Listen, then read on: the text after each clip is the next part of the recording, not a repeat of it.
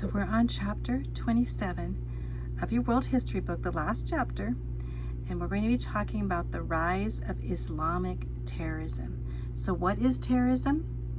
Terrorism is a violent act committed by a person or group that is meant to make others cower in fear, usually for political or religious purposes.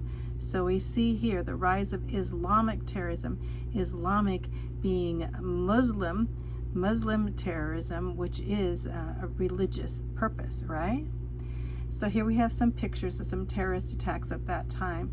And of course, we're going to focus on that terror attack that happened on 9/11 in the United States, where Islamic terrorists used our airplanes to crash into our buildings in New York City, the Twin Towers. And so we'll go on from there. Muslim organizations of terror. First, we have Al-Qaeda, usually centered outside of Afghanistan, but in various parts of the country too. Al-Qaeda, Osama bin Laden was from Al-Qaeda.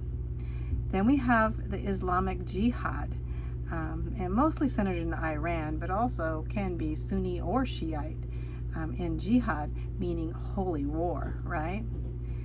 Then Hamas. We talked about Hamas earlier from the PLO, Palestinian Liberation Organization, with Yasser Arafat, and that being attacks in Israel, usually attacking from the north through Lebanon or the south of parts of Israel.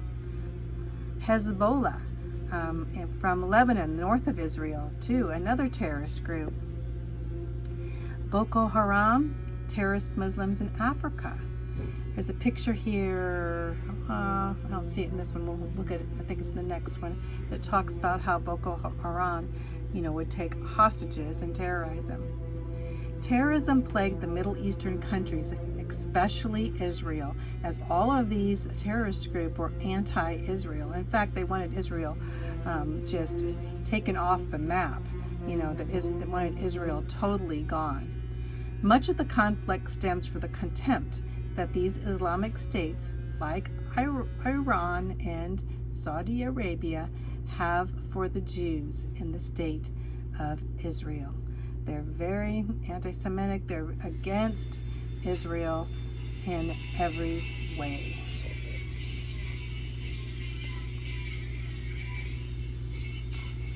The goals of terrorism.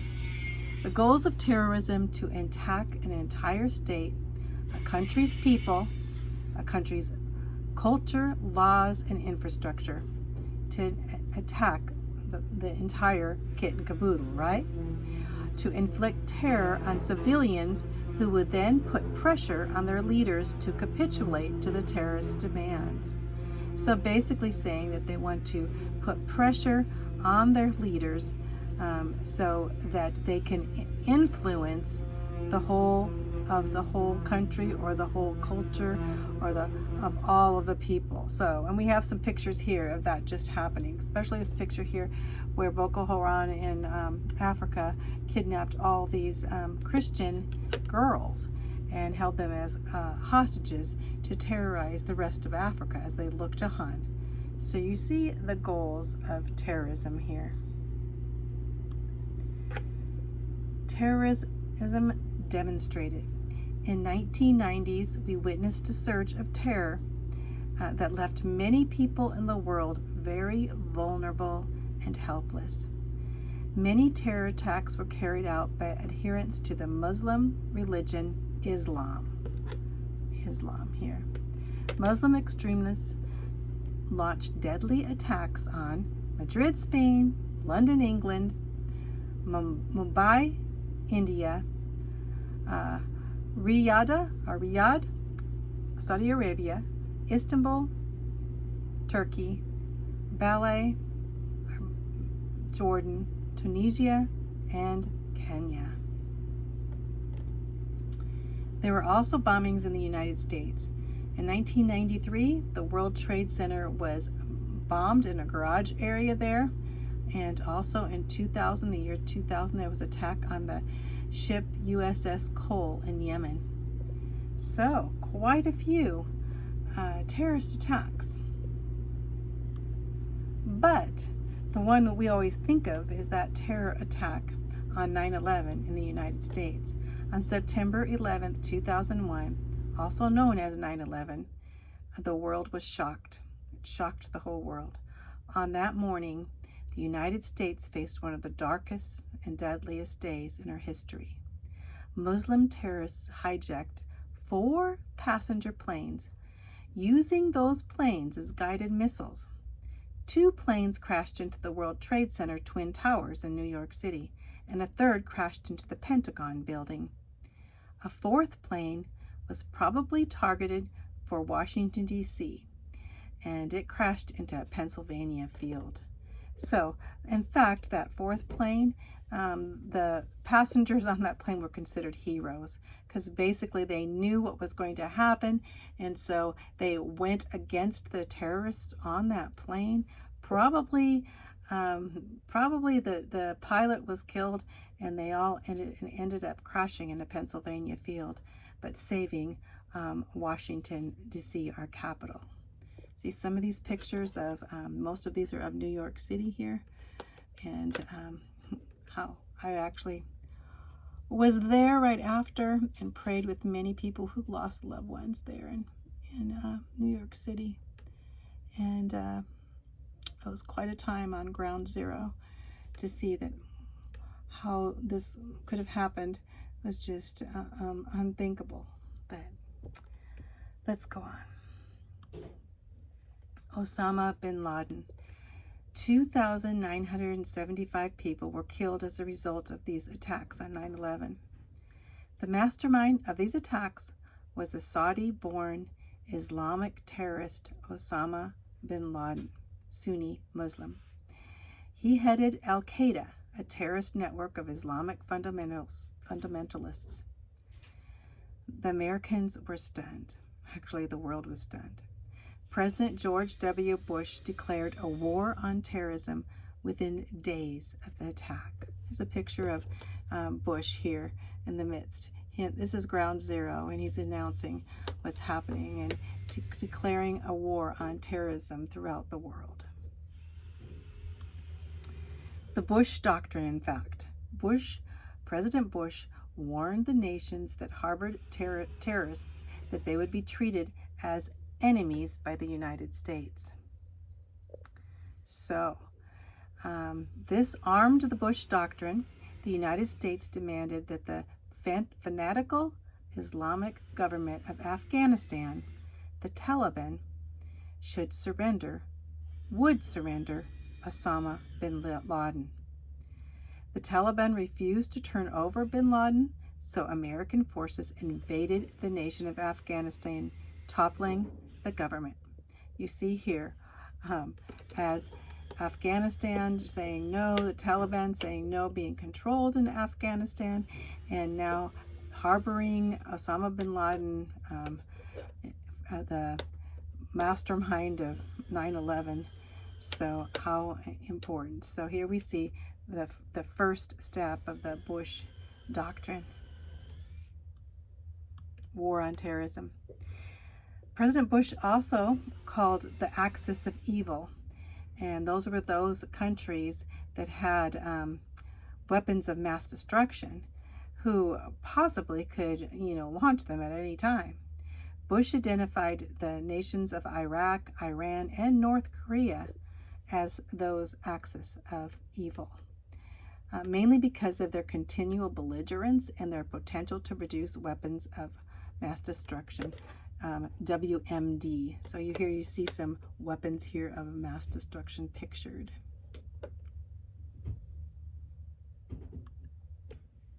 Now, Iraq with Saddam Hussein.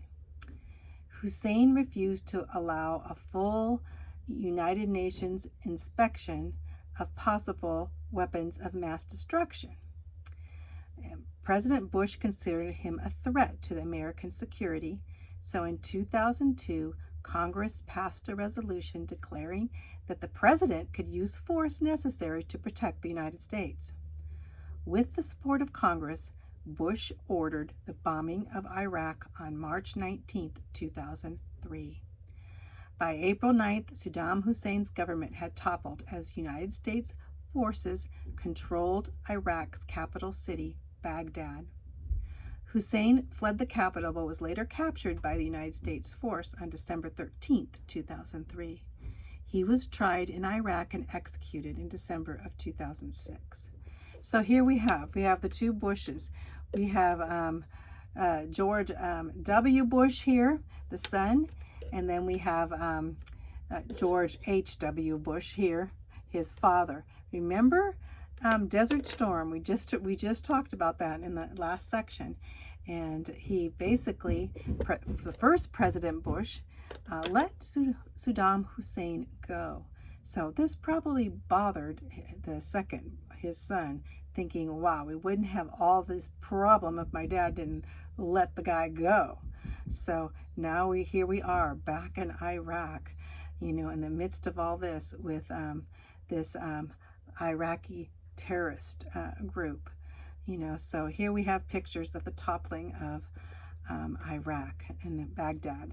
Here's a picture. Here's a statue of Saddam Hussein coming down, and it's falling down. They're pulling that statue down of Saddam Hussein. He was indeed executed in 2006, not until 2006. So this is like 2002 to 2006.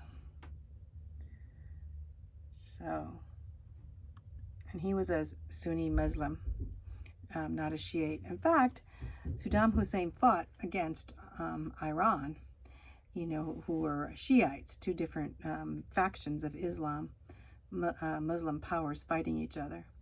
So problems in Iraq here. The collapse of Hussein's government did not end the problems in Iraq. You think it would, but of course they took the head, and they took the dictator away, but now they would have other factions called insurgents, and these were little pockets of terrorist groups, and they continued to fight. So thousands of coalition forces, civilian employees, and Iraqi citizens were killed in these insurgent attacks, these little groups of terrorism all over Iraq. But progress was made toward establishing a democratic government in Iraq, and they approved a constitution in October of 2005. You can see here it's hard to tell in Iraq who are the insurgents and who aren't now. And you can imagine American soldiers being there and trying to figure this all out and know, as the midst of this, we have other terrorism going on, even after getting rid of Saddam Hussein. So here's some pictures. Iran.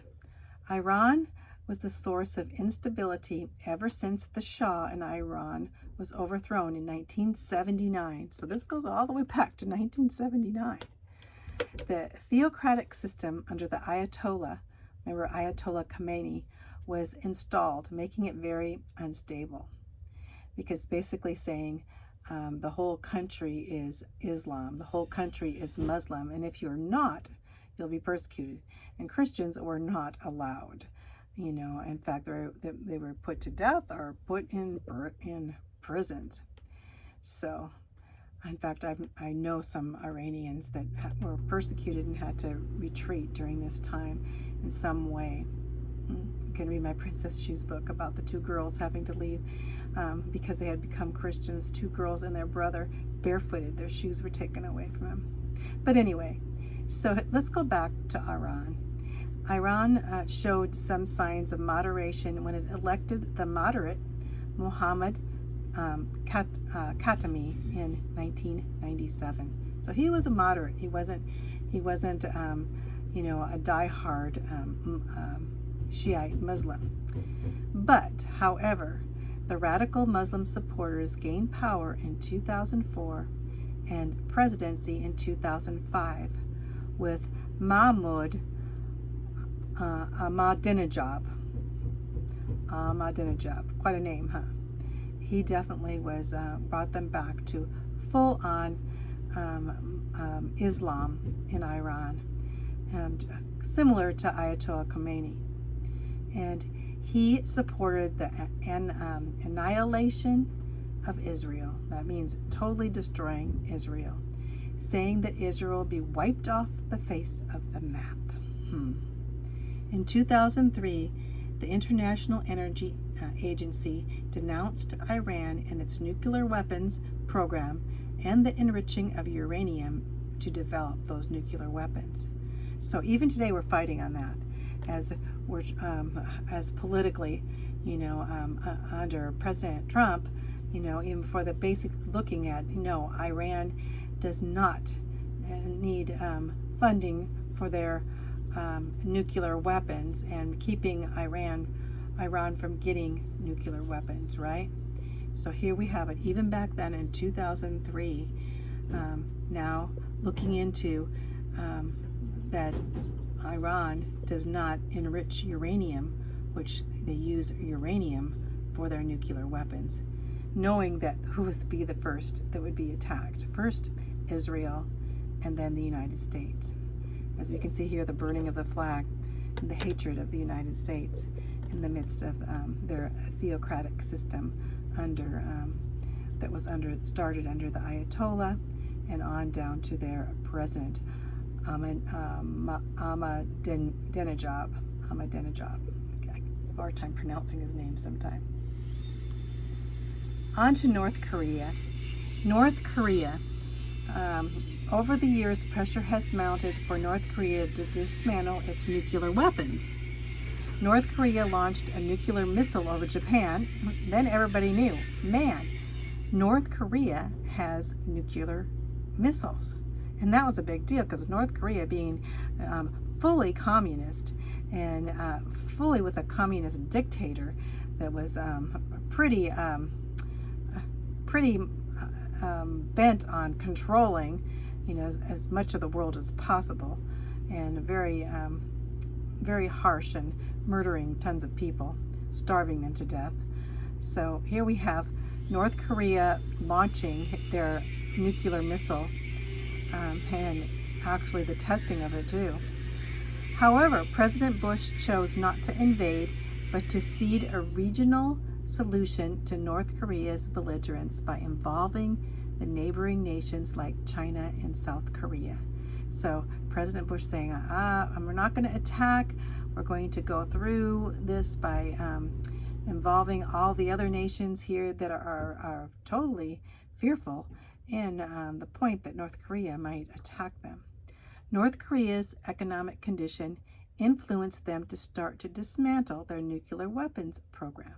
So in North Korea, it became very poor, very harsh now. People were starving and such because basically the leadership, they put full on attention to their weapons program and forgot about the people and being in a communist country. So the economic condition was horrible. And so they said they would dismantle their nuclear program and shut down their main reactors in exchange for economic aid, basically saying to the United States, you give us some money and we'll shut down our nuclear program. However, after they said this, they had a long-range missile site that was photographed by satellite. Our satellites found in 2008 that they had a long-range missile. They said they were going to do this, but they did not. They lied. In 2009, the nuclear tests resumed, causing great concern about North Korea striking strategic cities with nuclear-tipped missiles. So here we say, even today, North Korea under Kim Jong-un, and his family, as they have been communist dictators, seeing them even today with their nuclear capabilities. Supporting nations against terrorism. So President Bush faced criticism because of a decision to invade an Iraq war, right? The failure to find any WMD was the major criticism. What does that mean? As he went into Iraq, he didn't find these weapons of mass destruction that he was looking for, basically thinking people thinking, well, maybe Saddam Hussein didn't have the atomic bomb, didn't have weapons of mass destruction. Others said we should be focusing on finding Osama bin Laden and destroying Al-Qaeda and not be focusing on Iraq at all. Others railed against the president for trying to impose democracy on Iraq, saying, now you went in and you made Iraq a democratic nation. Is this really going to work? Is it rightful for you to go in there, especially communist countries in the UN, basically standing against us going in there? He faced pressure from both political parties in our country to withdraw troops from Iraq. However, Britain's Prime Minister Tony Blair supported him, and he was a liberal. He supported the United States in denouncing the terrorist attacks and the invasion of Afghanistan and Iraq. Here's President Bush with the Prime Minister Tony Blair of England. So in all this. So when President Bush stood up against terrorism, a lot of people actually were critical of what he was doing. The Republic of Pakistan now. Musharraf is his name. And Musharraf supports the United States. So we have a picture here of Musharraf in Pakistan. Here's India. See, here's Pakistan and Afghanistan. See how close they are? And our invading of Afghanistan here. Then we have Pakistan, and then we have India. So, and the Bangladesh is clear over on this side, Sri Lanka. So you can see where Afghanistan, Pakistan, India. The Islamic nation of Pakistan supported President Bush's stand on terrorism. Pakistan's President Pervez Musharraf sided with the United States. In spite of great opposition after 9/11, he supported the United States' opposition to the Taliban and Afghanistan to capture bin Laden. So here he is. Of course, he's very close to Pakistan's very close to Afghanistan, where bin Laden was hiding out, and Musharraf did not want this terrorist bin Laden involved in Pakistan. See how close they were. So he allowed the United States to set up bases in Pakistan against Afghanistan, the Taliban. So he allowed these bases, and the Musharraf had to battle the Taliban and the Al-Qaeda factions within his own country. So he was gladly allowing the United States to come in and get rid of the Taliban and Al-Qaeda. Pervez Musharraf came to power in 1999 after leading a bloodless coup and re-election in 2007. So that's in Pakistan. But Musharraf had to resign, so there's problems there. Musharraf was a military dictator, and he faced oppositions as a military dictator, facing opposition for reforms. Benazir Bhutto, and she is this lady here, called for democratic reforms in the government against the military dictator Musharraf. She had been Pakistan's first female prime minister, but she was assassinated on December of 2007, and Musharraf was pretty much blamed for this attack. So, as a dictator. So Pakistan's Supreme Court ruled against him, saying he could not be the leader of the military and the president, although they didn't charge him with the death of Bhutto. So in 2007, Musharraf relinquished his title of commander-in-chief, and 1 year later he was forced to resign. Problems in Pakistan. More problems in Pakistan. In Pakistan and India, they both have the nuclear bomb. Oh dear. But anyway, Pakistan and India are both concerns to Western nations because they have the capability to detonate a nuclear weapon. In 1998, both nations detonated nuclear devices, setting off a nuclear arms race and joining the nuclear club. So here we have Pakistan and India, possibly fighting each other with nuclear weapons, huh? This arms race alarmed many nations, especially since they had been rivals since World War II.